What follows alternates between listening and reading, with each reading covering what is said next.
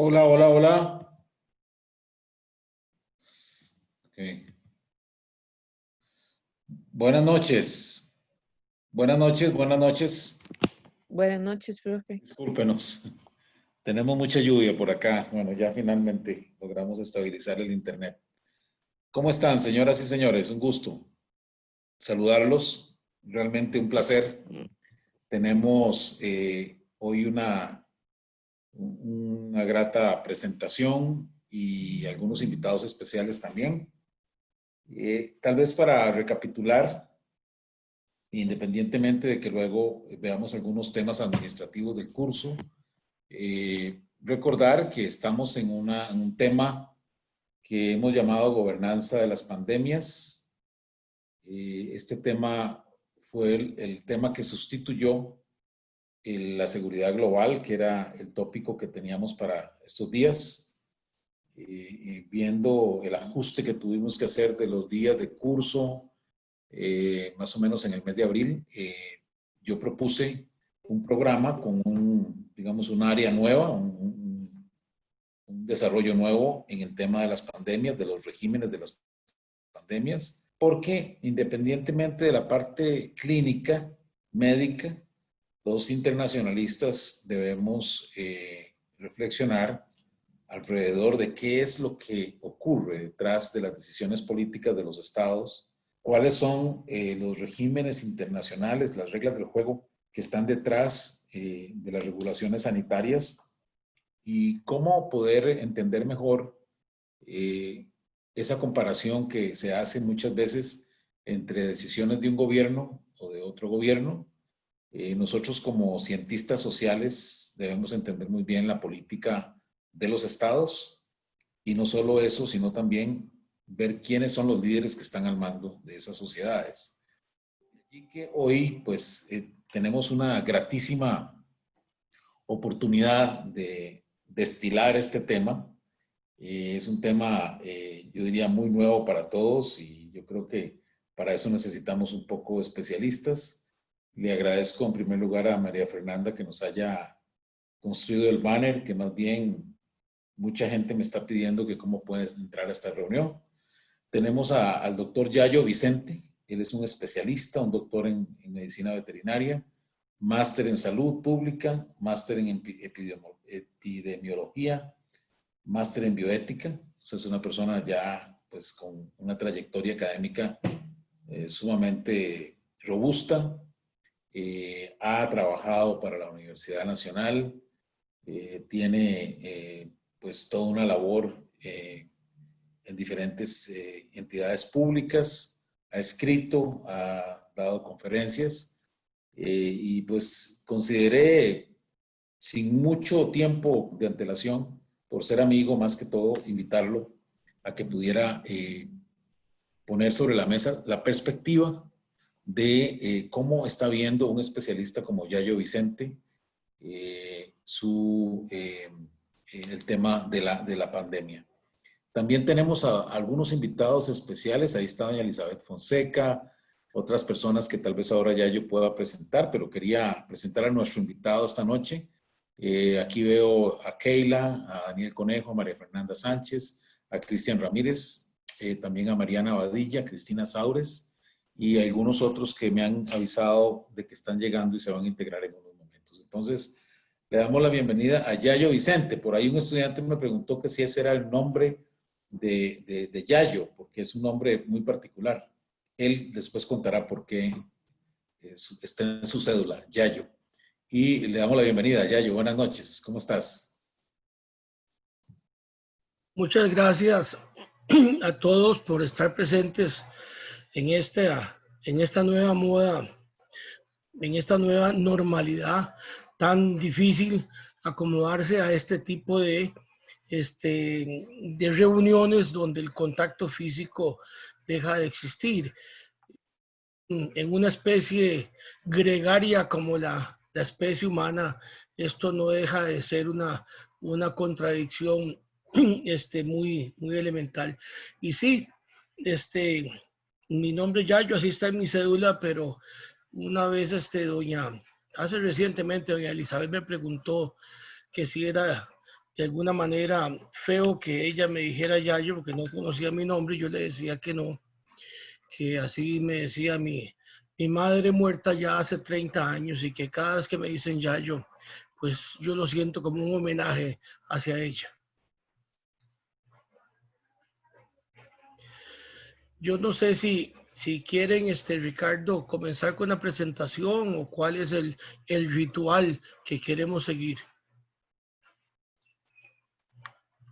La idea, Yayo, es invitarte a que presentes algunas ideas alrededor de la pandemia.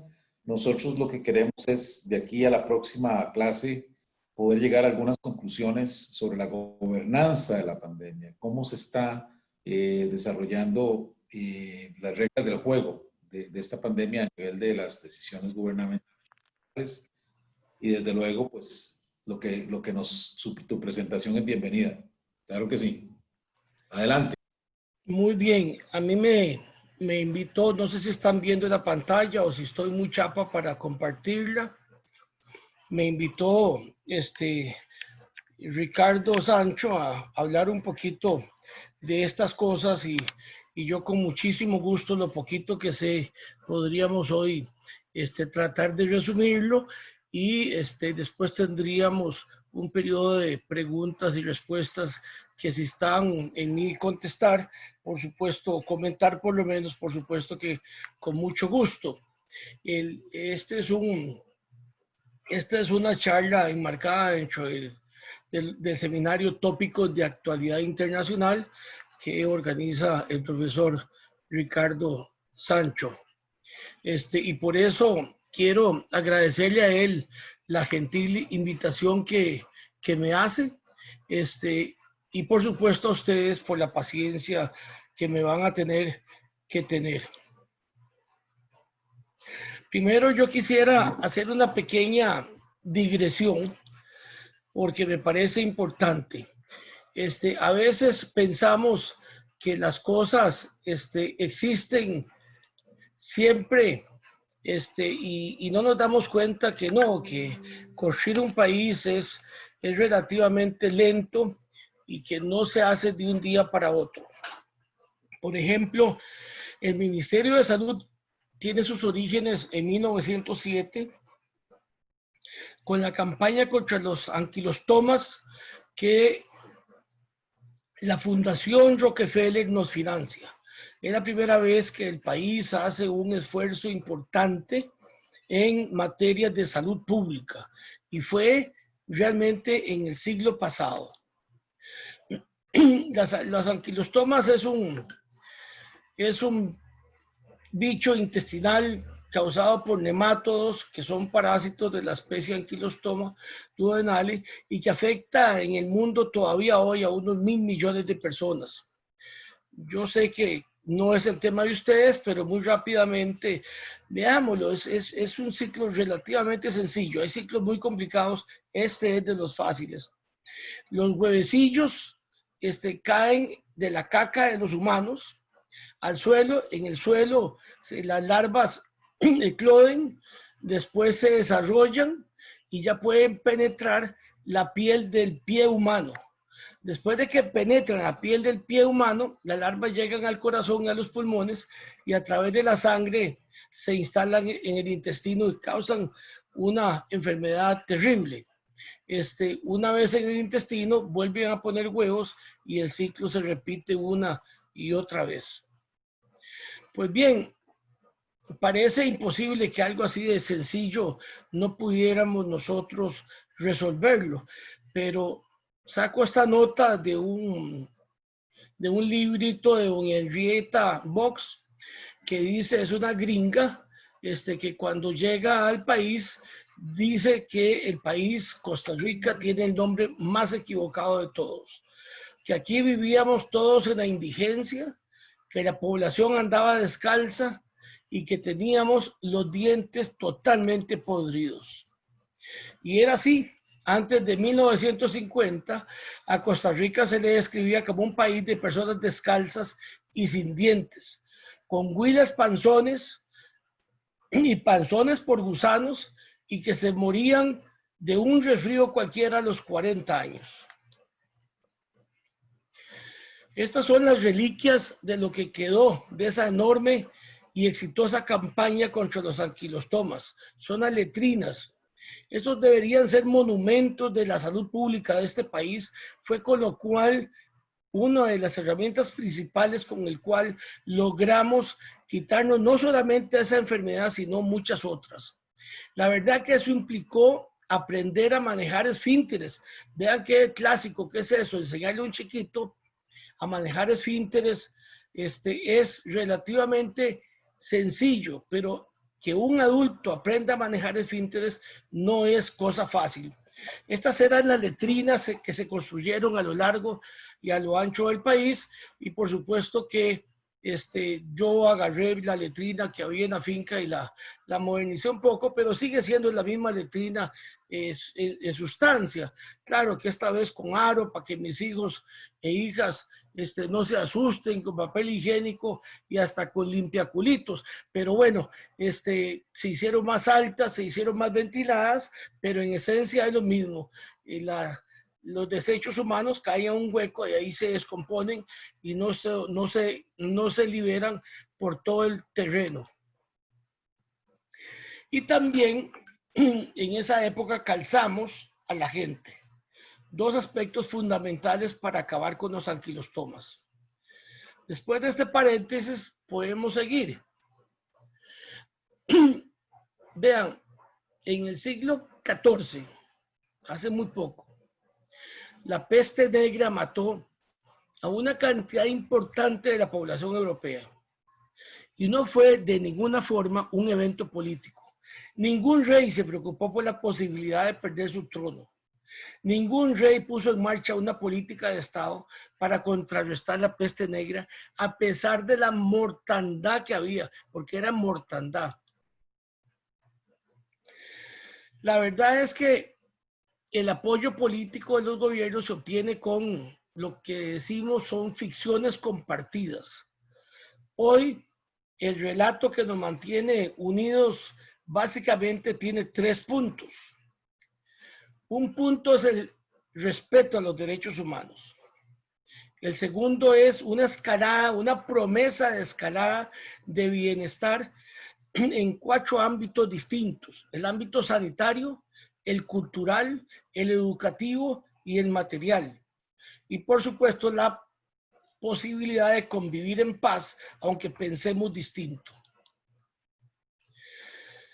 Pero entonces viene la pregunta: ¿cómo diablos la salud comenzó a ser una preocupación de Estado? Y no es tan difícil, aunque yo voy a correr aquí varios decenios y resumir la historia en un par de láminas. La verdad es que con la revolución industrial allá en Inglaterra, los agricultores, por diferentes razones, pasaron de su oficio de agricultura a convertirse en obreros. Era más atractivo, era por supuesto mejor que ser agricultor, si no, no se hubieran pasado, no fueron obligados, pero por supuesto que eran confites en el infierno. Las jornadas eran de muchísimo más que 8 horas, eran extenuantes, las condiciones de trabajo eran terribles, y comenzaron Marx y Engels a preocuparse por la salud de la gente, de esa nueva clase social que se llamaban los obreros, el proletariado. Bueno, ya en 1883, el Bismarck, que se le llamaba el canciller de hierro, quiere no caer en los extremos radicales socialistas y logra por primera vez en el mundo un sistema de seguridad social basado en el aporte tripartito, empresa, Estado y trabajador. Y Bismarck en esa seguridad social considera la salud como un deber del Estado para lograr que los obreros no se enfermen y conseguir así que la economía se maneje bien. Llegamos a enero de 2020. Muy rápido brincamos tantos años de historia. La verdad que en el 2020, en enero, muchos no sabemos lo que es vivir una pandemia. Y desde la última pandemia mundial, el mundo ha cambiado muchísimo. Hoy sabemos bien qué son los patógenos, cuáles son las bacterias, cuáles son los virus y hasta sabemos cuáles son los priones. Conocemos más de inmunología, conocemos muchísimo de medicina intensiva.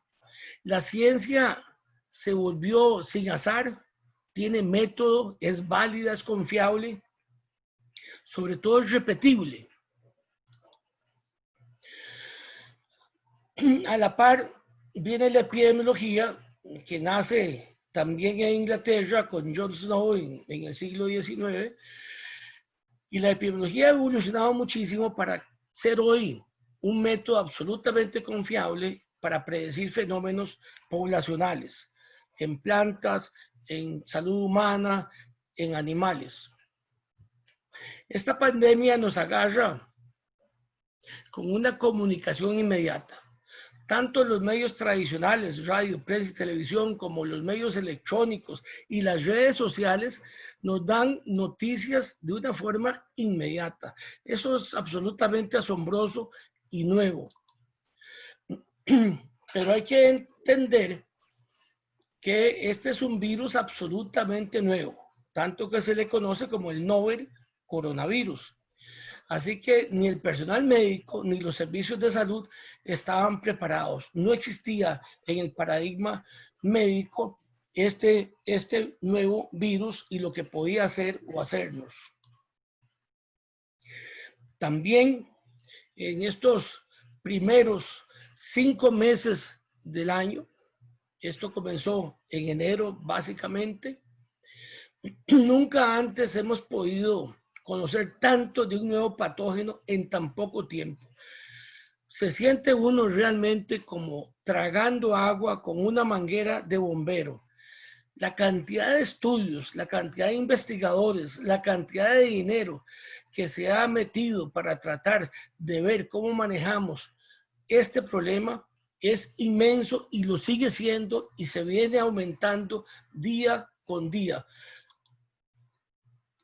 Pero bueno, esa cantidad de información se presta también para las noticias falsas, se presta para teorías de conspiración, gente que cree que hay un gigante por ahí jalando hilos y que todo esto es parte de un plan preconcebido que se está cumpliendo a la perfección. Y algunos creen en chivos expiatorios, que no es un elemento nuevo en historia humana. Por ejemplo, el presidente Trump está diciendo que son los chinos, ¿verdad? Y le echa la culpa a unos y a otros y trata de ver cómo consigue explicar lo que no hizo a través de chivos expiatorios, porque de eso se trata, de explicar lo que no se ha hecho bien. Esta pandemia nos agarra con dos grupos importantes que hablan distinto. Los científicos tratan de no asegurar, de no dar por sentado nada, porque sabe que la dinámica científica genera cada vez más información y que aquí nunca vamos a llegar a un final. Y por otro lado tenemos a los políticos que quieren darle seguridad a la gente y que hablan a veces con una enorme confianza de lo que va a suceder y de cuándo va a suceder, cuando eso difícilmente ellos o nadie lo puede anticipar.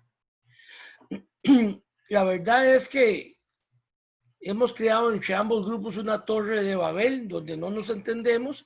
En los países donde los científicos han liderado el problema, los países estos han salido bien, están saliendo bastante bien. Los países que le han hecho caso a los políticos, que han sido liderados durante la pandemia por políticos, o lo han hecho mal o han entrado tan tarde que están lamentándose porque no han podido conseguir resultados donde la gente se sienta mejor protegida por el Estado. Vamos muy rápido a entrar a los números del COVID-19, que son números muy interesantes, sumamente interesantes, porque pueden engañar cuando los vemos de repente. Yo traté de hacer aquí las esferas que representen proporcionalmente los grupos de enfermos y su gravedad de acuerdo con esta enfermedad. El 90% de los enfermos de COVID no requieren tratamiento especializado. Y ese es el gran éxito de este virus. Si este virus matara al 90% de las personas, ya no existiría, se habría extinguido. Pero eso no es así. El 10% requiere hospitalización. El 5% una hospitalización muy especializada, que es una cama en una unidad de cuidados intensivos, y aún así la mitad, el 2.5, suele morir. Así que ese 90% es el detalle más interesante de este señor. Veamos cómo se traducen estos números en el caso que hemos escogido para hablar hoy, que es Nicaragua. Nicaragua tiene más o menos 6,5 millones de personas, de seres humanos. Bueno, si se contagia el 10% y no es posible llevarlos a una unidad de cuidados intensivos, se va a morir el 5% de ese 10%. De esos 650,000 nicaragüenses, se va a morir el 5%. Es decir, los muertos van a ser alrededor de 32,500. Si el contagio sube al 50%, es decir, se nos enferman 3,250,000 nicaragüenses, como no tienen camas UCI, porque aquí no se trata de hospitales, se trata de camas UCI, camas de unidades de cuidados intensivos, que son sumamente especializadas, pero además no son solo las camas, son los intensivistas que no se pueden comprar en el mercado mundial, hay que prepararlo durante muchos años. Un intensivista es el que está sacando a la gente de este tipo de gravedad que causa el COVID. Bueno, si fuera el 50% de los contagiados, se van a terminar muriendo nada menos que 162,000 nicaragüenses. Pero nosotros no podemos pensar que una epidemia llega a estabilizarse al 50% de la población. Usualmente en seres humanos es para arriba del 80%. Si no se hace nada, por encima del 80%. A pesar de que esta no es una enfermedad de altísima contagiosidad. Aquí un enfermo más o menos enferma entre 1.5 y 2.5 personas. Eso sin considerar que algunos son campeones para contagiar a otros, pero en promedio eso es lo que se... Y ahí es parte del problema que vamos a ver. Ahora vamos a explicarlo. Porque una enfermedad así es posible manejar el contagio de ciertas formas relativamente complicadas socialmente, pero fáciles desde el punto de vista epidemiológico.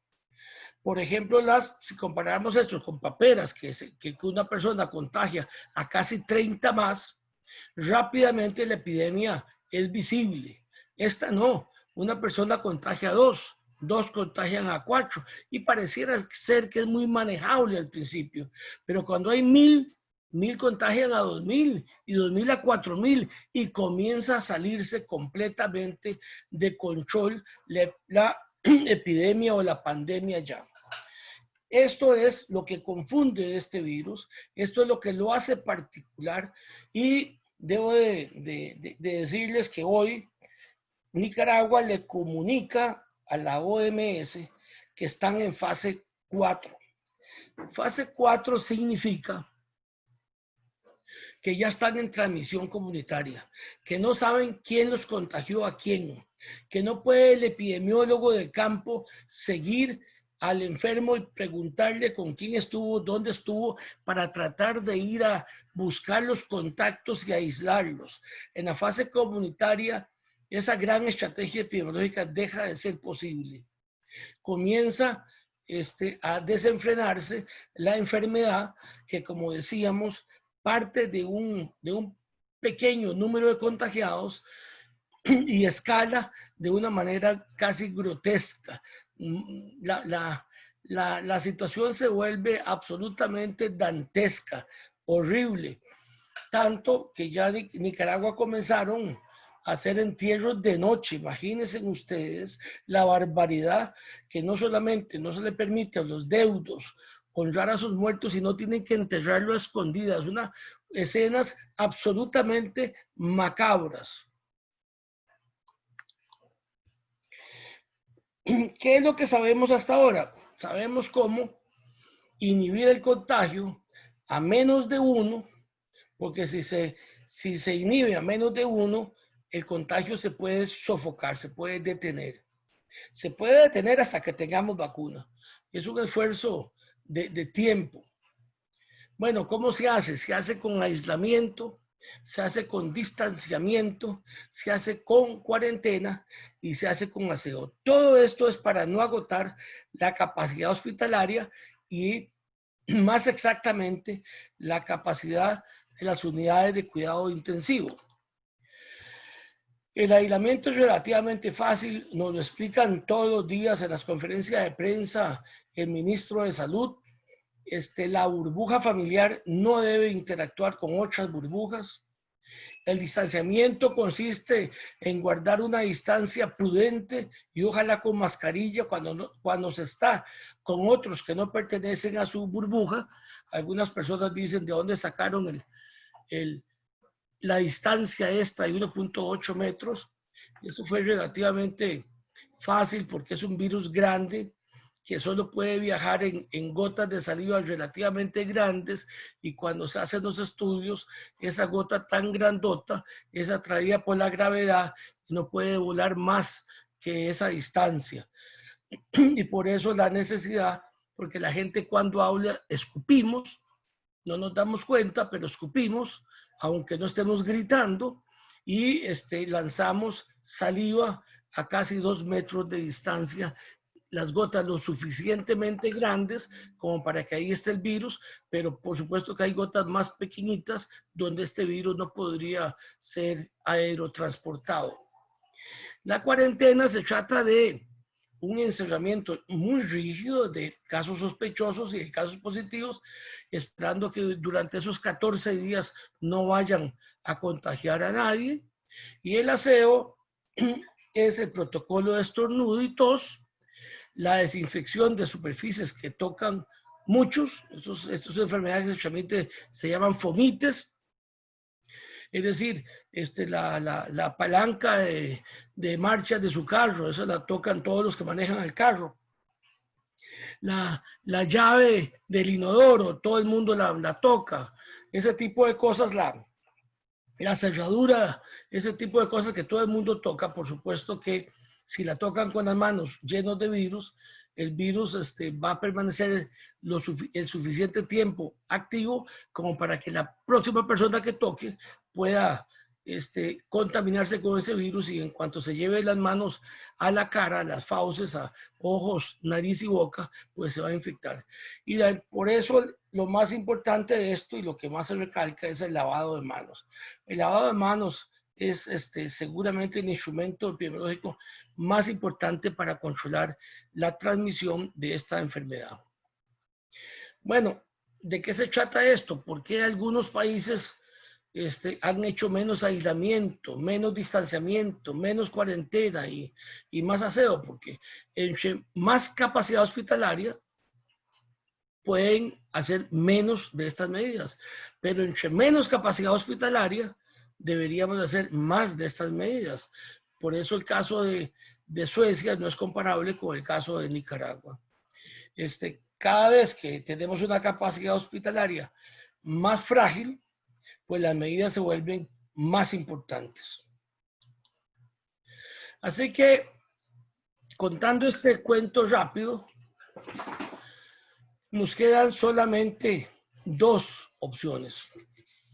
Cruzarse de brazos, dejar que la selección natural defina quién muera y quién viva. Y la segunda opción es aplanar la curva y evitar un colapso hospitalario para no dejar morir al grupo de personas vulnerables. Las dos tienen ventajas y las dos tienen desventajas. Por supuesto que si un país se le mueren 260,000 personas, el 5% de los viejos, de los hipertensos, de los cancerosos, el sistema de pensiones se va a ver beneficiado porque esas pensiones no van a tener que pagarlas. El sistema hospitalario se va a ver menos demandado con un montón de gente de enfermedades crónicas. El sistema de industrial o económico se va a ver beneficiado porque no hay que mantener a 260,000 personas, la mayoría que hay que meterles fuerte el hombro. Y lamentablemente el problema de esta decisión es que obviamente el Estado hoy está necesitado de apoyar a la gente en materia sanitaria. El Estado no puede hacerse la vista gorda, no debe hacer lo que hicieron Ortega y Murillo, que fue más bien organizar bailes y carnavales y actividades grupales para que más rápido la gente se contaminara, más rápido se murieran, más rápido pasar esto, más rápido. Yo no sé cuánto tiempo le va a tocar a Nicaragua estar enterrando muertos, porque nadie lo sabe. Va a depender de la velocidad y de la tasa de transmisión que le llamamos R sub 0, pero va a ser terrible el ver cómo se les mueren la gente querida de sus familias. Cuando se mueren en poco tiempo 260,000 personas, no hay tiempo ni siquiera de hacer ese tipo de nichos para guardar ahí los cadáveres. Terminan como en Nueva York, haciendo entierros masivos. No sé si ustedes pueden verlo con más detalle, pero cada una de esas ataúdes tiene un ataúd abajo para poder sacarle provecho al hueco. Eso es en Nueva York, un país rico, un estado rico de un país rico. Y han tenido que llegar a esto, porque le entraron tarde al asunto, porque el señor Trump decidió que él tenía todas las posibilidades de sacar adelante el país con sus imbecilidades. Esto es en Sao Paulo, Brasil. Sao Paulo es el estado más industrial del Brasil, es el motor económico de Brasil, y también los hospitales no alcanzan y Contractor está enterrando a sus muertos. A mí me gustaría, Ricardo, ver si hay preguntas para ver si puedo yo contestarlas. Claro que sí, claro, Yayo, muy interesante, muy interesante. Yo creo que para poder analizar el aspecto político hay que tener muy claro el aspecto técnico, que yo creo que lo tenés muy claro como especialista en la parte epidemiológica y cómo estos factores se han manejado. Yo tengo algunas preguntas, pero abriría al grupo. Ya hay algunas lecturas recientes que se han realizado, se han presentado algunas noticias por parte de estudiantes. Así es que grata la exposición y abrimos ahora un periodo de preguntas, comentarios a Yayo Vicente sobre este tema. Vamos a ver. Que no sean preguntas difíciles. Cristina, Mariana, Henry. Bueno, Henry es un invitado. Wasserman, que está por acá, María Fernanda, Wilmer, Leonardo, Daniel, Guido. Ah, bueno, qué honor tener a Guido Mora por acá. Un gran gusto, Guido, bienvenido. Y otras personas, Dorothy, y Keila. Así es que María Fernanda también, si pudiéramos abrir un periodo, tocar base con cada uno de ustedes sobre este tema.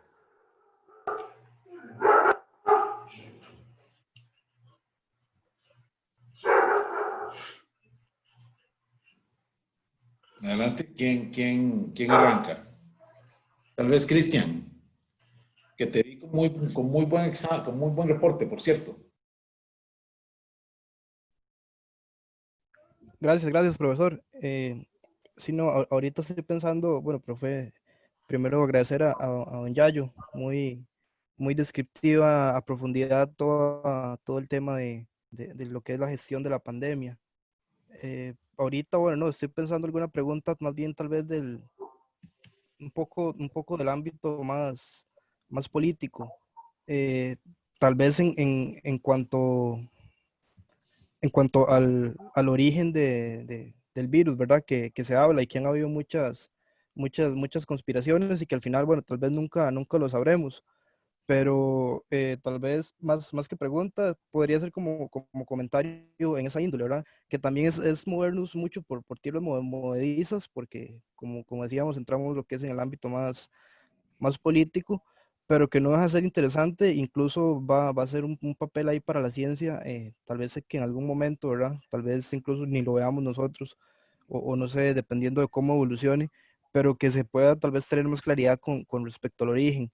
Y tal vez si don Yayo ahí nos pudiera tal vez ilustrar un poco más si existen, digamos, como pandemias anteriores en las cuales haya quedado esa interrogante, ¿verdad? Sobre el origen, qué las originó, si en todas hay claridad o si eventualmente han quedado esas dudas bueno, que son difíciles de disipar y que generan muchas tensiones, ¿verdad? A nivel político. Ahorita lo hemos visto con Estados Unidos y China.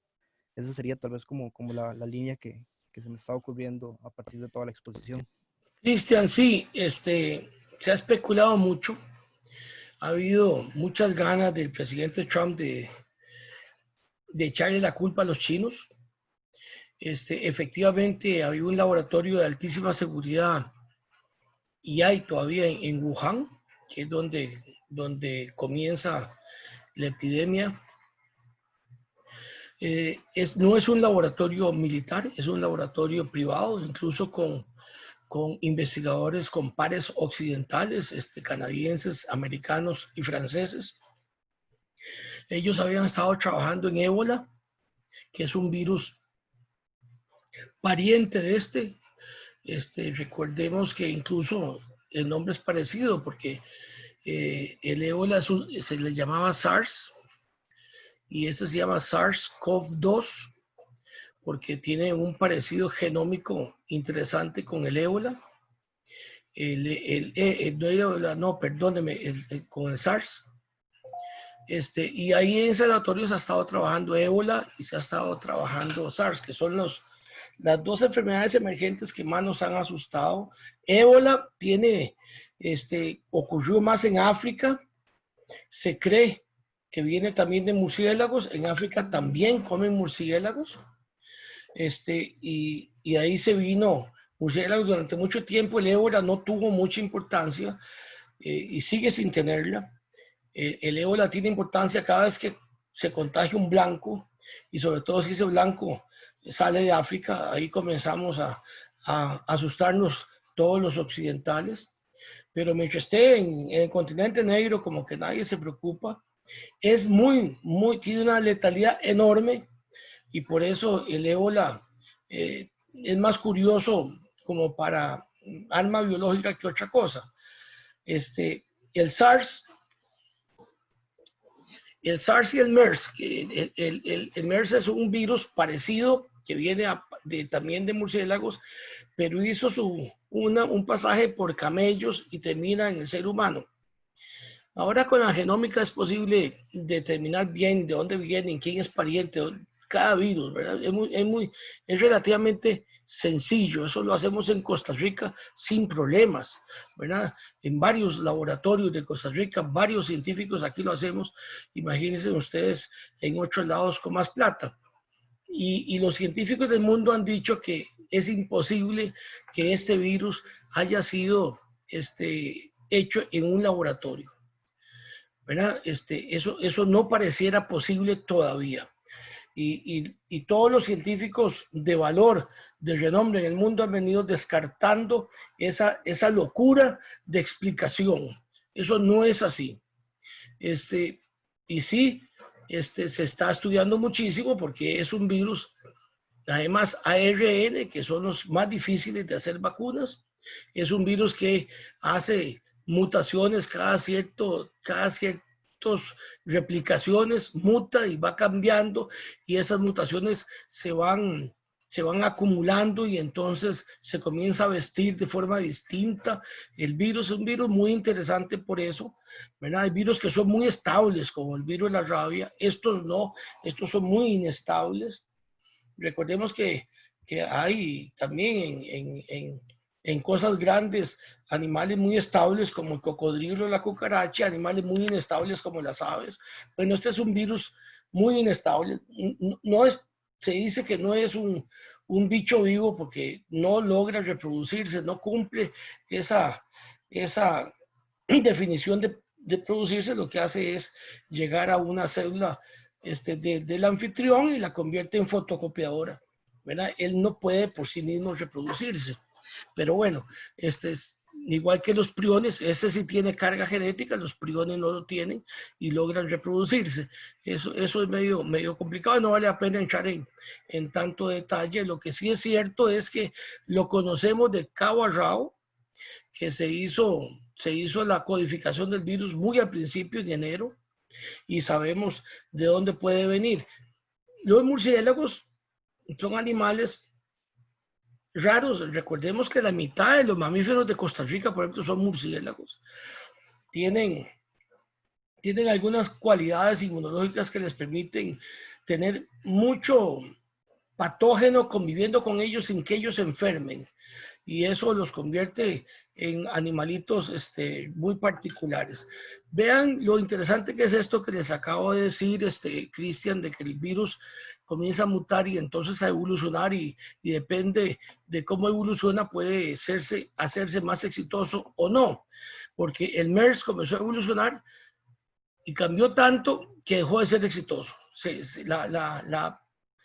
La epidemia ahí mismo se limitó. Igual pasó con el SARS, ahí mismo se limitó. Otro confiscado comenzó a evolucionar y a hacerse más exitoso, ¿verdad? Tanto que ahora está en prácticamente el mundo entero. Ya hay pocos territorios que no lo tienen, pero eso lo hace temible, porque es un virus que no mata tantos, es un virus que ha evolucionado de tal manera que lo favorece.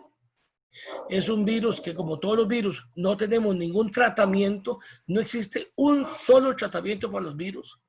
Se han estado ensayando tratamientos que ya han estado para otras enfermedades en el ser humano, desde antimaláricos, algunos desparasitantes.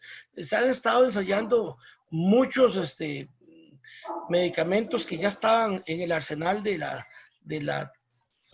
farmacia humana. Y no se ha logrado nada exitoso, nada. La gente se logra salvar porque el intensivista bueno le saca los coágulos, lo saca de su problema respiratorio, lo saca de su problema hay unas tormentas de citoquinas porque el virus en algunas personas reacciona mucho el cuerpo y entonces hace unas tormentas de citoquinas que lesionan mucho órganos vitales, corazón, hígado, riñones. Bueno, el intensivista ha venido sacando esas crisis a la gente hasta que el virus pasa, ¿verdad? Pero no lo logra con todos los pacientes que entran a cuidados intensivos. Lo logra más o menos con la mitad. Vean ustedes que eso, a pesar de toda la tecnología médica, y ese es el terror que se nos se nos hagan más casos que intensivistas tenemos, y entonces en los pasillos los intensivistas no van a poder sacar a nadie. Esos todos van a terminar muriendo, como murieron en Italia, como murieron en España, como están muriendo en Estados Unidos, como están muriendo en México, como están muriendo en Brasil, como están muriendo en Nicaragua. No sé si con eso le contesto. Gracias, Yayo, gracias.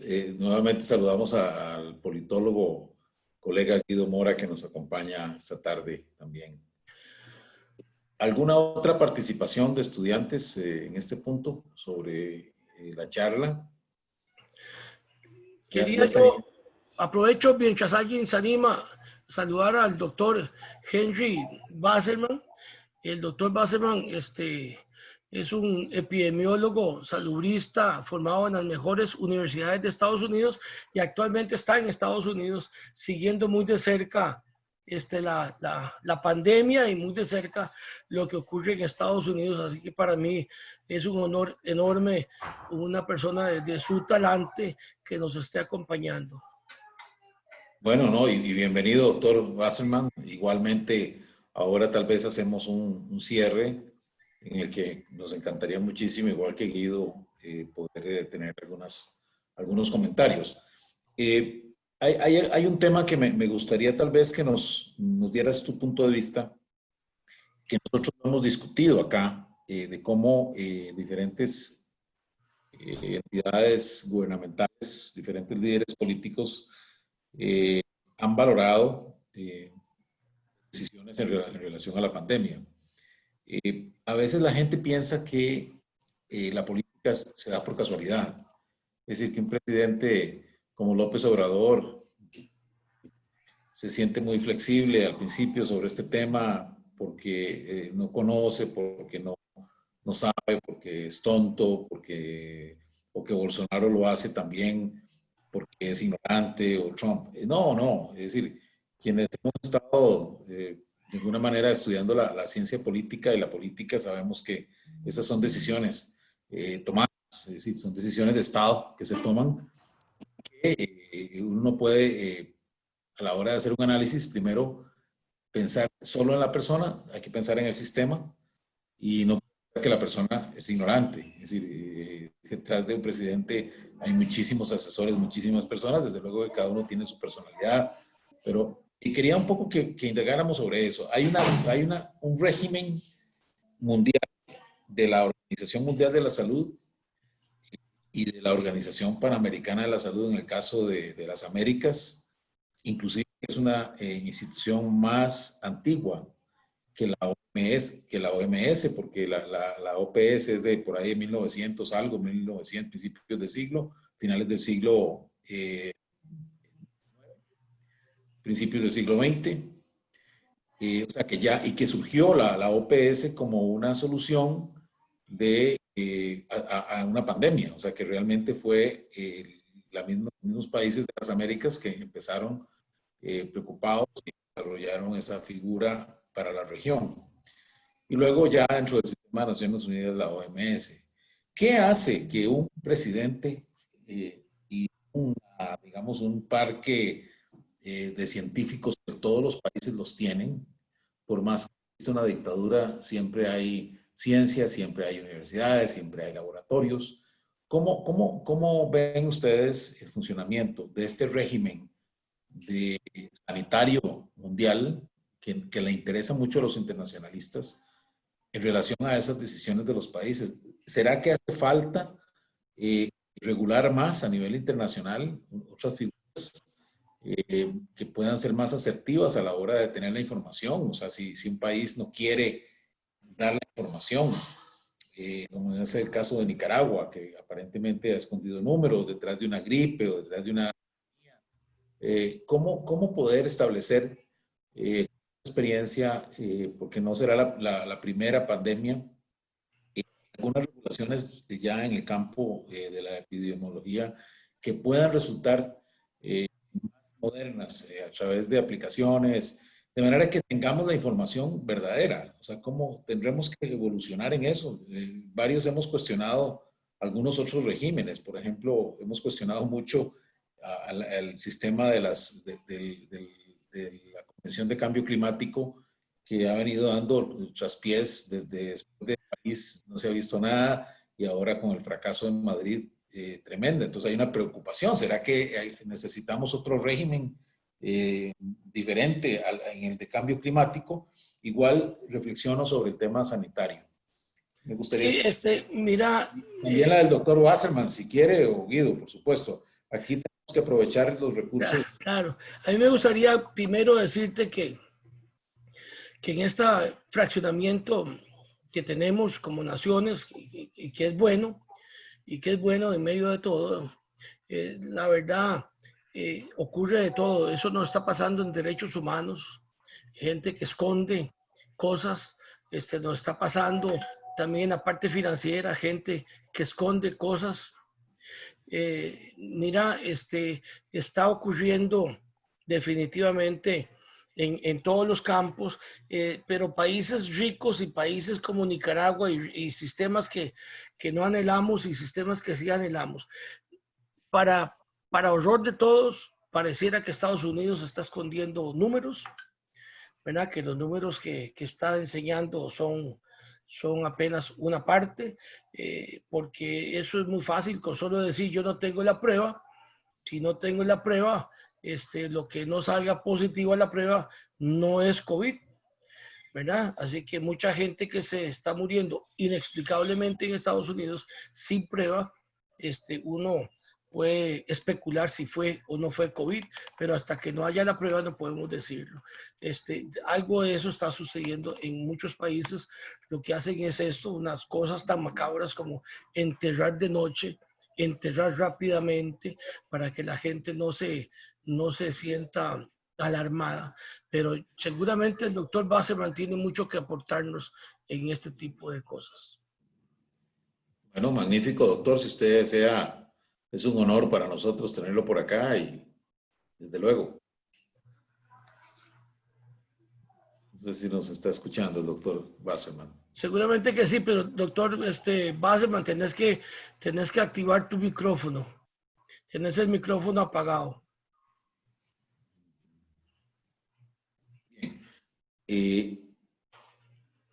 Mientras tanto, pues, bueno, ahí está el doctor Wasserman. Doctor, bienvenido. Muchísimas gracias por acompañarnos esta noche. Gracias a usted. Estudiantes de Relaciones Internacionales de la Universidad Nacional y de varios otros amigos. Sí, aunque vivo ahora en Florida, sabe que yo trabajé también, igual que Yayo, con el Ministerio de Salud hasta que me pensioné en el 2018. Y soy tico de nacimiento, aunque estudié en Estados Unidos, como él dice, trabajé aquí también en salud pública antes de trabajar con el Ministerio de Salud de Costa Rica, lo cual fue la oportunidad que yo más he disfrutado de mi vida profesional, porque no solo hacía lo que me gustaba, sino que aparte estaba recibiendo algún tipo de remuneración, ¿verdad? Me dio mucha alegría poder servir a mi patria. Ahora, lo que ya yo mencionaba, aquí en Estados Unidos la cosa es muy diferente en el sentido de que son 50 los estados y según los datos que tiene la Johns Hopkins, cada estado es diferente y sería interesante ponerse a ver el número de casos positivos dividido entre las muertes, a ver cómo varía de estado a estado. Aquí en la Florida está de noveno en todo el país. Muy largo, por supuesto, de centros en los que la pandemia ha sido terrible, como todos ustedes saben, como Nueva York y New Jersey, donde desgraciadamente eso nos ha afectado a nosotros los ticos, porque como saben, en Estados Unidos, en New Jersey, disculpen, en New Jersey, hay mucho costarricense, una colonia tica grande en New Jersey. Ahora, hoy le comentaba ya yo en la mañana a través de WhatsApp que me llama la atención ya no tanto aquí, sino lo que está pasando en Brasil, que también es algo terrible y que se parecen los números a lo que ha pasado en Nueva York. Claro que por supuesto no es comparable porque Nueva York es una metrópolis en que todo el mundo está concentrado un área mucho más pequeña que el país entero de Brasil, pero hay casi más de 200, 300.000 casos en ambos lugares y números parecidos de muertes. O sea que aquí también se ha vuelto, gracias a Dios, en Costa Rica, de lo que yo me he podido enterar, no se ha vuelto tan politizada la cosa de la respuesta sanitaria. Aquí en Estados Unidos la división política es entre quienes quieren reabrir, como es año de campaña política, y quienes quieren seguir enfatizando el aspecto de prevención y de cuidar la salud, como ustedes seguramente se han dado cuenta. Y esto sigue básicamente los lineamientos en que los republicanos quieren reabrir, los demócratas quieren seguir llevándola más de lo que dicen los científicos. Como ahora yo no sé cómo estará eso en Costa Rica, pero me da la impresión que gracias a Dios, y en eso yo me siento muy orgulloso de haber trabajado en el país y de haber sido parte del esfuerzo del Ministerio de Salud, que las cosas hasta el momento nos ha ido tan de lo más bien, que es un honor para nosotros la respuesta que se ha dado en Costa Rica. No sé si eso... Claro, no, doctor, excelente comentario. Por aquí Dorothy plantea en el chat, dice, la gobernanza que se ha tenido en Nicaragua ante la pandemia, especialmente en la gestión del agua, que es un recurso tan importante y con el que ahora se tiene el mensaje constante de lavarse las manos y mantener la higiene. Entonces, ¿cómo ha sido la gobernanza? ¿Ha habido algún cambio o cómo considera que ha sido esa gestión? El tema del agua potable, que creo que es un plus para Costa Rica tener una cobertura de casi un 99% y una calidad bastante alta Ricardo, países de América Latina. Maestro Sancho, puedo intervenir aquí también. El resultado de Costa Rica es la suma de una serie de factores que se vienen agregando hace casi 70 años.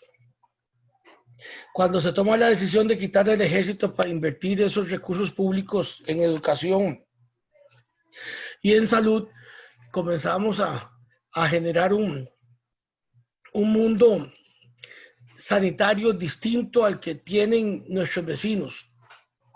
Eso no se hace de un día para otro. Para empezar, educamos y eso significa que la gente no hay que ponerle en confinamiento con rifles. Es cierto que algunos están de necios y cosas de esas van a ocurrir, pero la verdad, aquí no hay que hacer una medida policíaca severísima. La gente usualmente respeta, hace filas como debe hacerlas, hace distanciamiento como debe hacerlos, hace burbujas como debe hacerlos, y eso nos ha favorecido. Eso es educación, y la educación no se hace de un momento a otro. También hemos podido tener agua en los domicilios prácticamente en todo el país, igual que la electricidad. Hay que ver lo que es estar encerrado en la casa sin electricidad y sin internet. ¿Cómo haces para hacer teletrabajo en un país que no existan esas facilidades? Que en Costa Rica todavía nos falta mucho, sí, pero hemos logrado una cobertura interesante y prueba de ello es esta reunión en Zoom que estamos teniendo hoy. Es una suma de factores, pero ninguna duda que pasamos de un seguro social pequeñito, que fue una idea del doctor Calderón Guardia, a un proyecto nacional que se fue haciendo universal y fue teniendo cobertura de punta a punta del país y de costa a costa, y eso hace con que tengamos una medicina social de excelentísima calidad. Todo esto va sumando a nuestro favor, pero como decíamos hace un rato, entre menos se tenga, más severas deben ser las medidas. Y lo que hizo Nicaragua fue al revés. Lo que hicieron fueron fiestas, lo que hicieron fueron carnavales, hicieron reuniones, trataron de hacer mucha actividad de conglomeración de gente, y eso va contra el sentido común. Gracias, Yayo, gracias. Y gracias nuevamente al doctor Wasserman. Se ha retirado Guido Mora, le agradecemos su presencia. Bien. Yo tengo una consulta, si se puede hacer todavía por el tiempo. María Fernanda, por favor, además que te agradecemos tu apoyo esta tarde. Adelante. Hola, no, con muchísimo gusto. Don Yayo, mucho gusto también. Quería tal vez hacerle una pregunta porque en mi experiencia profesional, de manera muy personal, hace un año tuve la oportunidad de trabajar en el Ministerio de Salud, en la Unidad de Asuntos Internacionales, en donde también tuve la oportunidad de coordinar la sesión de la Asamblea Mundial de la Salud. Y creo que esto me hace reflexionar un poco acerca del tema de hoy sobre la gobernanza en tiempos de COVID, en cuál va a ser la influencia o qué es lo que va a pasar desde el Ministerio de Salud, porque entendamos que más allá de que exista, digamos, Casa Presidencial, Cancillería y demás, creo que en este momento el Ministerio de Salud tiene el enlace más directo con la OMS y con la OPS, ¿verdad? Entonces, ¿qué considera usted que es fundamental en este momento desde el Ministerio de Salud hacia lo que está pasando? ¿Cree usted que digamos, que la comunicación en este caso sea tal vez un poco más importante que los comunicados o demás que se pueden emitir desde Casa Presidencial?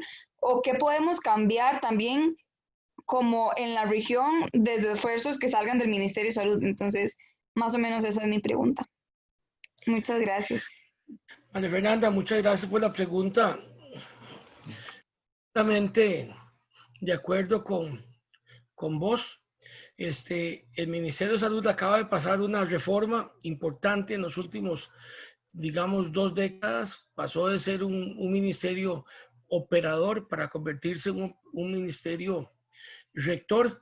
Eso es este es el desafío que tiene hoy, ver si el modelo que se construyó es el modelo que ocupa el país, y yo creo que la prueba de fuego la estamos teniendo en esta pandemia. Por dicha creo yo que todo esto ha venido sucediendo porque al tener todos los EVAIS, que antes se llamaban unidades sanitarias que manejaba el Ministerio de Salud, más fortalecidos, al tener todos los hospitales dentro de la caja, estamos hablando de los que manejaba el Ministerio de Salud, que era el de niños, que era el geriátrico, que era el San Juan de Dios y era el psiquiátrico, ahora en la caja. Por supuesto que eso hace mucho más posible cosas. Para empezar, el número de EVAIS se multiplicó ya a más de 1000, y eso ha sido el frente de batalla de esta pandemia. La gente se enferma y va al EVAIS, donde estamos viendo que los protocolos en general están sirviendo.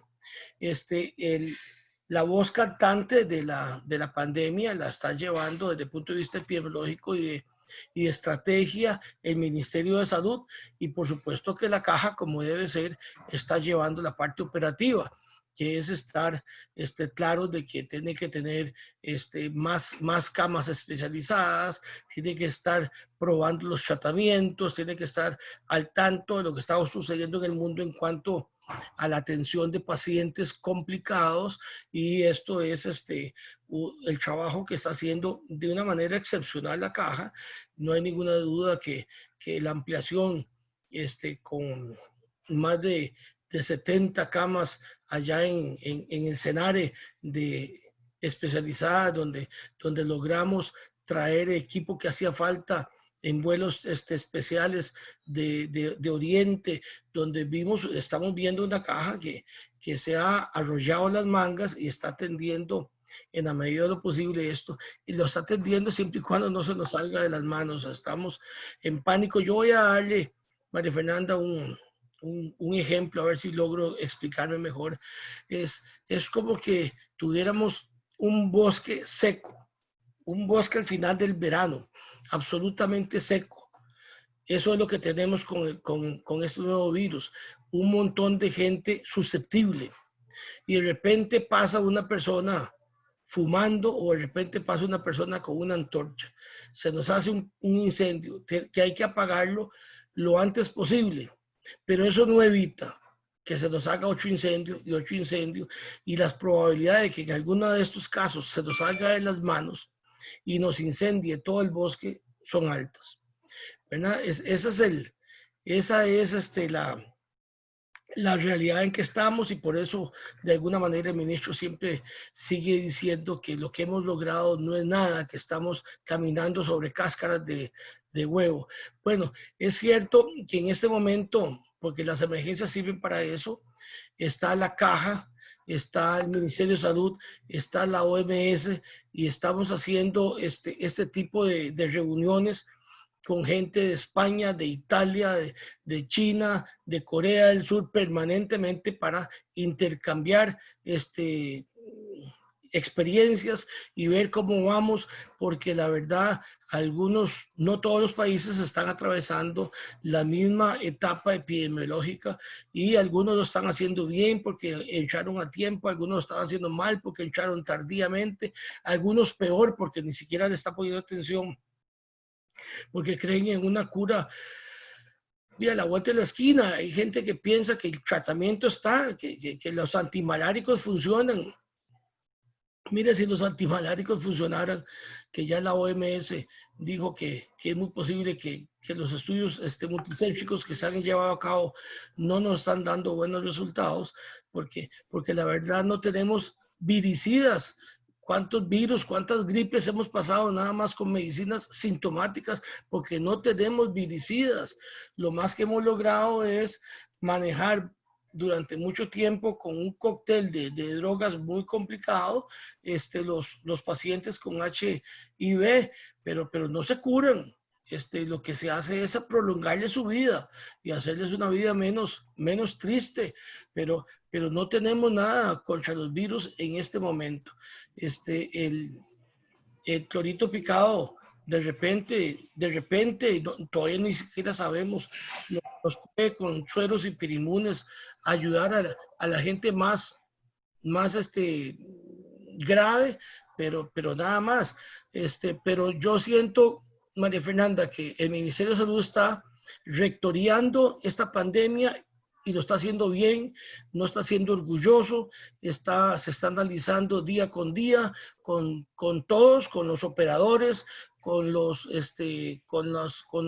entes internacionales, con los colegas de otros países que están en crisis, y tratando de ofrecerle al país las mejores estrategias, y sobre todo que no se ha politizado el tema, ¿verdad? En una danza que es una danza complicadísima, porque si uno revisa la definición de salud de la que hemos aceptado todos, que es la perfecta armonía física, mental y de bienestar social, imaginen ustedes lo que es perder empleos, eso y es ir contra la salud.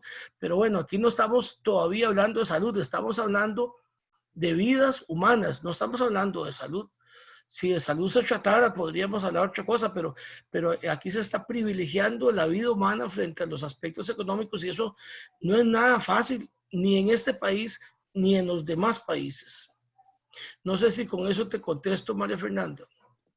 Sí, claro, no, muchísimas gracias. De hecho, es que yo lo estuve comentando no sé si usted ha tenido la oportunidad de hablar con Adriana Salazar, ella es la jefa de la Unidad de Asuntos Internacionales, y ella me mencionaba que de ahora en adelante, si bien la próxima reunión anual, la próxima Asamblea Mundial de la Salud toca hasta 2021, desde ya se sabe en reuniones o comités por aparte que completamente se va a cambiar la agenda, y que por tanto la gobernanza o la gobernabilidad de los países para poder llevar a cabo acciones concretas o colectivas en contra de esta nueva pandemia que azotó realmente el mundo. Entonces, creo que sí me queda, digamos, me hace reafirmar mi idea de que la agenda mundial va a cambiar, y sobre todo la que está vinculada a la Organización Mundial de la Salud. Entonces, muchas gracias.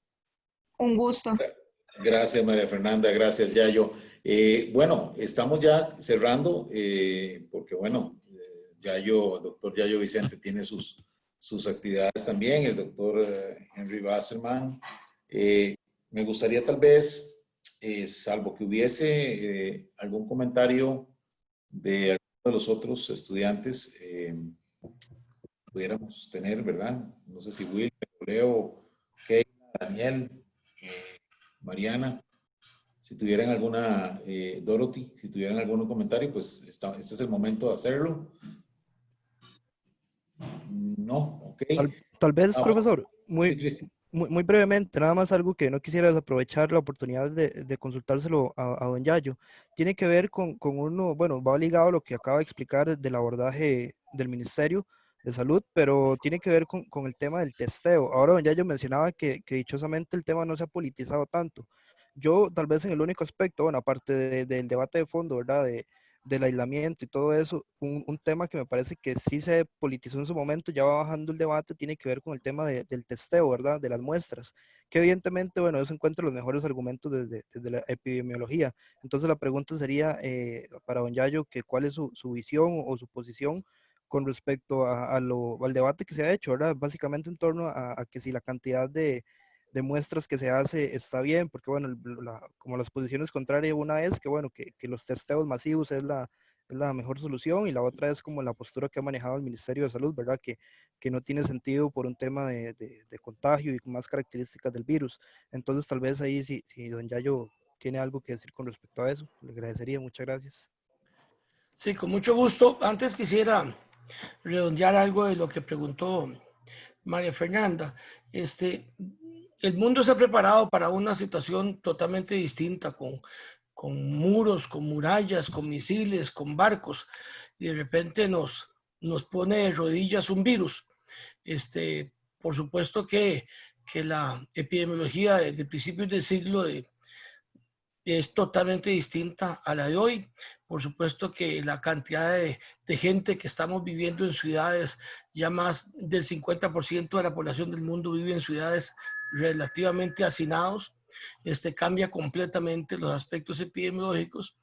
Y está claro, como decía el profesor Sancho, que tenemos de muchas cosas escondidas que no debieran de estar escondidas, aunque se ha logrado un reglamento internacional para tratar de que la gente ponga sobre la mesa cosas, y la verdad es que eso no está sucediendo claramente, porque hay ganas en algunos países de esconder cosas.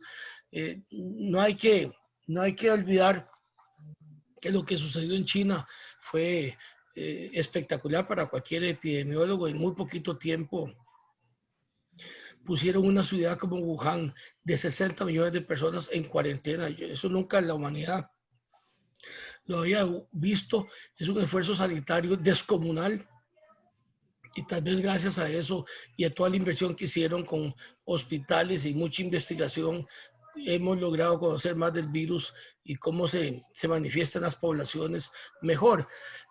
Pero vamos un poquito al testeo, que es la pregunta de Cristian. Los ensayos de laboratorio son para reforzar lo que el médico y la epidemiología dicen. No tiene ningún sentido hacerle yo un testeo, una prueba o un ensayo a Cristian hoy, si yo sé que él no ha estado con gente enferma, que no ha estado con gente que vino de países donde hay la enfermedad, que no ha estado con ningún nexo epidemiológico, que no tiene síntomas pivote que nos orienten al virus o a la enfermedad, por ejemplo, fiebre, por ejemplo, que no esté a pérdida de sentido, como pérdida del olfato o pérdida del sabor. Le hago una prueba y lo más probable es que salga negativo. Y va a salir negativo, ¿cuánto tiempo va a salir negativo? Puedo decirle que está negativo cuando le tomé la muestra, nada más. Aún así puedo equivocarme, porque si yo tuve con Cristian la consideración de no meterle el hisopo hasta adentro para que no se queje, ¿verdad? Porque es muy incómodo el examen. Se lo acaban de hacer al doctor Basserman, por cierto, y dice que es terriblemente incómodo, así que es muy posible que algún tomador de muestra cortés no quiera molestar al paciente y no incomodarlo tanto, y puede salir negativo porque simplemente no llegó donde tenía que ir. Pero aún así yo digo, Cristian estuvo negativo el 25 de mayo a las 7:25 de la noche, porque fue cuando yo tomé la muestra.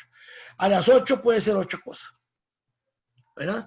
Así que el testeo en un momento epidemiológico donde todavía podemos hacer seguimientos epidemiológicos, no tiene sentido. En este momento, en Costa Rica, los epidemiólogos de campo tienen suficientes exámenes disponibles como para mandar al laboratorio todos los casos que se sospechen por razones epidemiológicas o clínicas. No hemos tenido falta de exámenes. Es más, cuando comenzó el problema en China, en enero, ya en febrero, aquí no habíamos, recuerden que el primer caso fue en marzo, ya en febrero, el 1 de febrero, ya habíamos mandado a los primeros profesionales a entrenarse para realmente tener no solamente el entrenamiento del profesional, sino además tener los ingredientes de laboratorio necesarios para hacer la receta. Así que cuando comenzamos a tener el primer caso sospechoso, ya teníamos capacidad de laboratorio para respaldar respaldar el diagnóstico. La verdad, Costa Rica se ha movido bien, se ha movido rápido y el ministro de Salud ha tenido el respaldo político necesario en todos los campos. Y ahora, como novedad, hasta podemos tener sueros hiperinmunes y de repente vamos a poder incluso fabricar sueros hiperinmunes para influenza, para otras virosis. Pero bueno, lo importante aquí es que el testeo es como una fotografía. Usted puede tomarle a Costa Rica en este momento que tenemos menos de 1000 casos. Costa Rica tiene 5 millones o 4 millones 22.000 personas, dice el INEC. 4 millones 22.000 personas. Si los pudiéramos testear a todos, anglicismo, a todos simultáneamente, nos van a salir 4 millones 22.000 personas negativas. ¿Verdad? No tiene sentido hacer perder la plata del país en algo que epidemiológicamente no nos va a dar más información. Cuando estemos en transmisión comunitaria, ahí vamos a tener que hacer otro tipo de maniobras epidemiológicas. Cuando estemos en fase comunitaria, antes no, ¿verdad? Y todavía hay que decidir si vamos a seguir buscando al virus o si vamos a buscar anticuerpos, porque hay algunos ensayos serológicos que valdría la pena, sobre todo para hacer encuestas y saber cómo está la respuesta inmune en la población. Pero estamos lejos, no atravesemos el puente antes de llegar al río. Muchas gracias, don Yayo, por la explicación.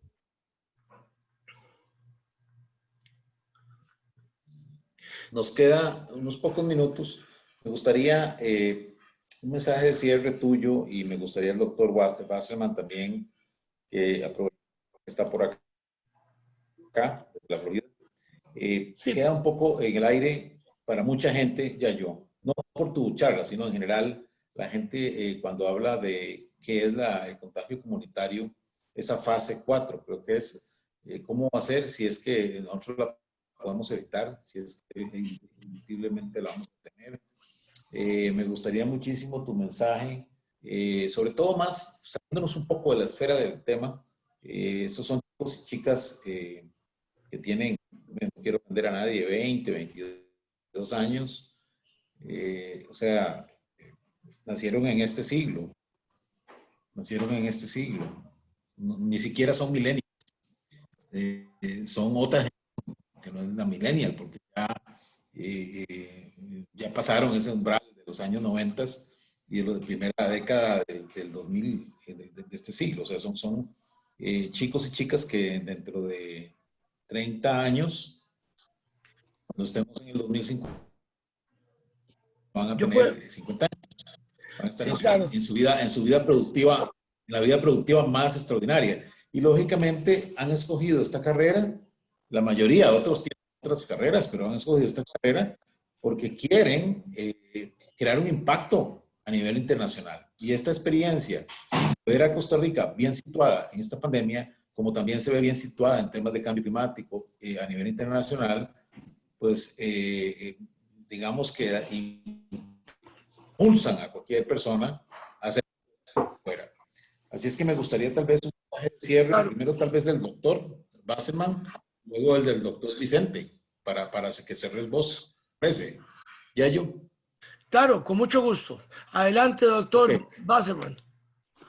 Bueno, solo puedo agregar y muy poco a lo que dijo Yayo sobre el testeo, que inclusive aquí en Estados Unidos, de lo que he leído, que ha salido mucho sobre estas pruebas inmunológicas que son las parecidas a las que ya se hacen en el ELISA para VIH, ¿verdad? Y que determina si la persona ha sido expuesta.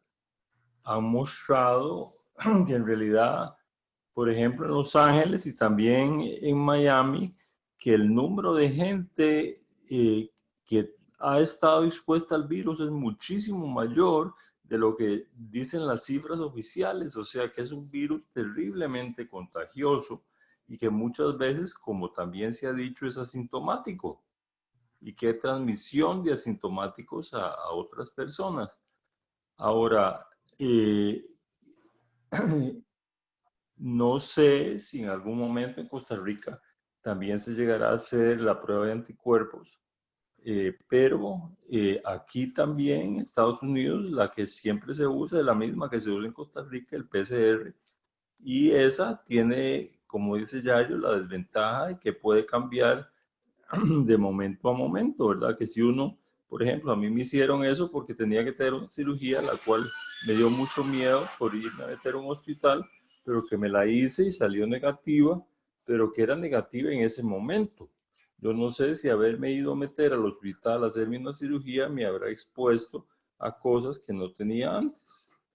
Pero no, más bien muchas gracias por la invitación y por la oportunidad y lo felicito por su clase tan buena que tiene Relaciones Internacionales. Gracias, doctor. Bueno, aquí tenemos, ahí luego vamos a distribuir sus coordenadas, si nos lo permite Yayo, tal vez nos las pueda dar, porque en este grupo, bueno, María Fernanda, que conversó ahora, tuvo un premio importantísimo el año pasado en Washington por temas de salud, por un proyecto de investigación que ella desarrolló. Que bueno, hay interés. En este grupo hay gente que quiere el tema médico en las relaciones internacionales muy importante. Bueno, Sobre el papiloma humano, que fue que ella hizo y ganó un reconocimiento. Ahí le vamos a enviar información sobre eso. Adelante, Yayo. Ya para cerrar y agradecerte de antemano, igual que al doctor, su presencia en esta clase. Primero, felicitar a María Fernanda, no me acordaba yo, sí, con los virus, lo que hemos desarrollado en el mundo entero ha sido con mucho éxito vacunas. Hay virus que son vacunables y hay algunos virus que causan cáncer y que si los vacunamos nos van a reducir el cáncer de una manera interesante. Y aquí hay que hablar todo lo mal que podamos entre todos y ojalá en coro contra los antivacunas, que es como devolverse al pasado. Mire, el profesor Sancho nos hablaba de la fase 4. La fase 4 es la fase comunitaria de una epidemia, es lo que nos ocurre cada vez que quedamos resfriados y no sabemos quién nos resfrió, si fueron los compañeros, si fue en el bus, si fue en la panadería, si fue mientras hacíamos fila en la parada, no sabemos quién fue, si fue en el trabajo, alguien nos resfrió, ¿verdad? Y alguien nos pregunta, ¿pero quién te resfrió? Y yo no sé, yo anduve por aquí, por allá, y todo el mundo anda resfriado, y todo el mundo se resfrió, ¿verdad?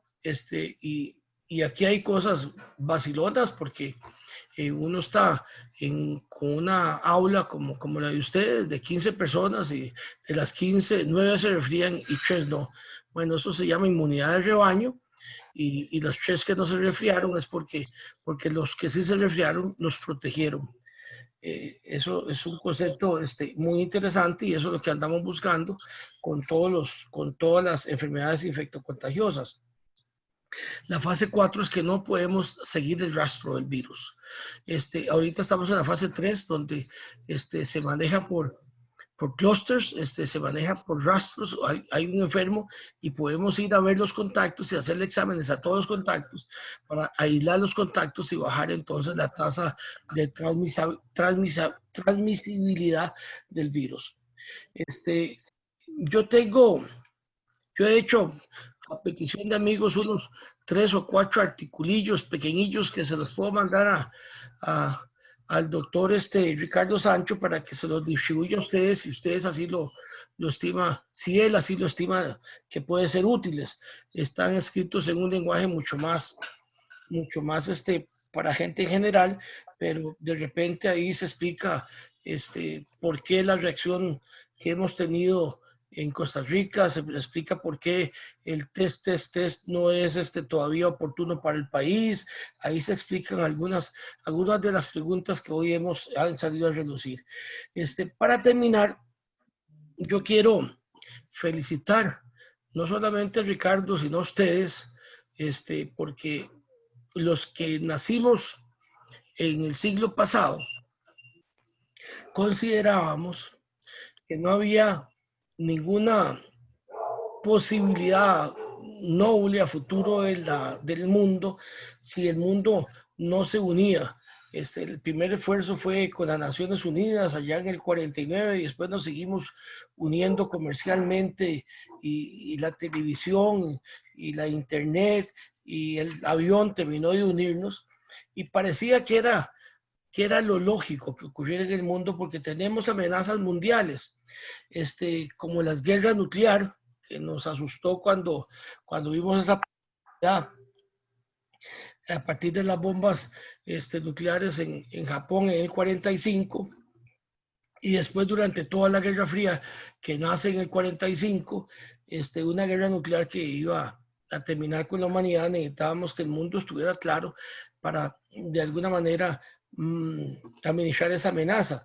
Después se nos vino la amenaza del cambio climático que si no lo hace el mundo entero, difícilmente se va a lograr resolver. La verdad es que si todos salimos de Costa Rica y dejamos que todo se haga una selva, no aporta nada al cambio climático.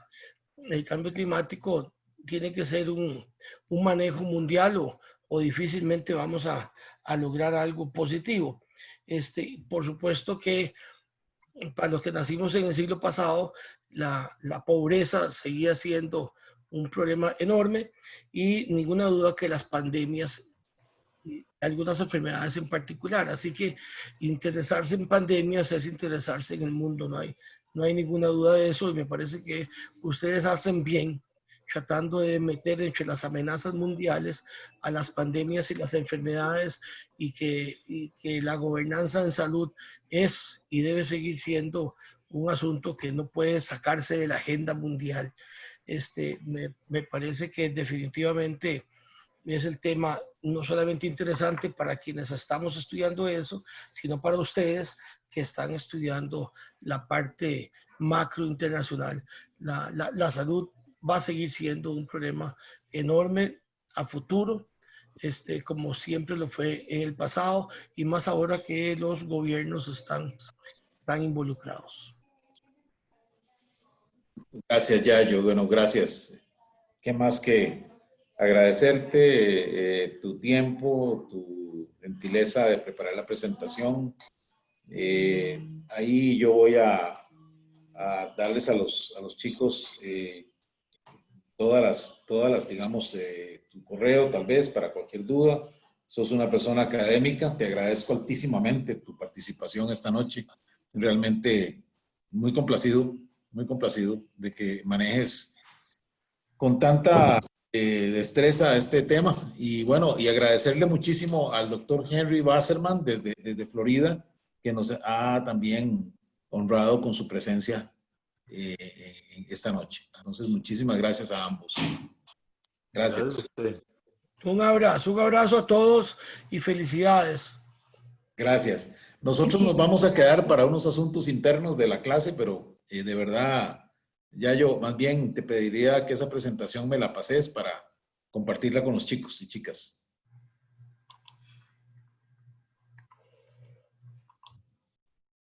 Gracias. Bueno, chicos, queríamos pues tocar base con este tema. Quería preguntar si tenemos alguna noticia pendiente de parte de ustedes esta noche. Profe, teníamos a Itzel, pero tuvo una emergencia familiar y entonces me escribió que le informara que si no hay problema, ella lo puede hacer la próxima semana. Ok, listo. Entonces, ya me están enviando el segundo reporte, ¿verdad? Creo que se envió desde la semana Porque pasada. yo los puse en un correo con lo del otro grupo y ya muchos o casi todos me lo habían enviado. Así es que yo les mandé a decir que no observaran porque es que alguien insistió. Ustedes saben, en el otro grupo hay personas que quieren que los llevemos un poco más de la manito. Entonces insistieron, bueno, como locos, que otra pregunta generadora que...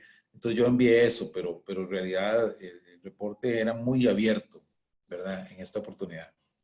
Así es que, claro, ligado obviamente al tema. Viene otro que es progreso humano y este último que sería el de coronavirus, de las pandemias que vamos a tener que ajustarlos para que salgan por lo menos la primera semana de junio.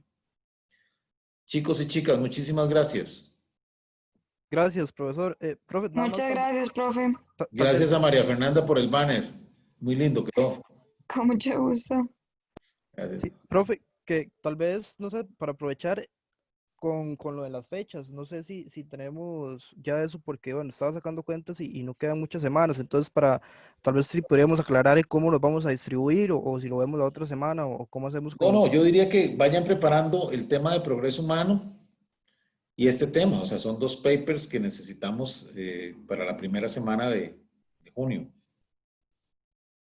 Ok, perfecto, sí, y trabajamos con la misma metodología. ¿Alguna pregunta, digamos, abierta en torno al tema? Exactamente, sí. Ok, perfecto. Okay. Muchas gracias. Profe, entonces, es que no me quedó claro, no importa la fecha de entrega de este próximo... Es que no tengo el calendario aquí a mano, pero digamos, o sea, ya me entregaron, si todos me entregaron yo diría que para el día de 8 podríamos poner el de progreso humano. Que en 8 es, vamos a ver, ya se nos fue este mes. 1 de junio. Primero, y para el siguiente lunes, ya el otro, el último, vamos a semana por reporte, de aquí en adelante. De acuerdo. Lo pueden entregar antes mejor porque así salimos de calificaciones y este es un grupo pequeño, más manejable, ¿verdad? Y el memorándum simplemente es de entregarlo y listo. Sí, yo había querido tal vez en la última, vamos a tratar de por lo menos, sí, no, pues tratar de hacer una presentación rápida de cada uno. Siendo un grupo pequeño creo que lo podemos lograr, con unos 5 minutos por cabeza. Ok, profe, listo. Gracias. Está bien. Muchísimas gracias. A usted, profesor. Buenas noches. Ok, profe, gracias. Buenas noches. Profe, gracias. Gracias.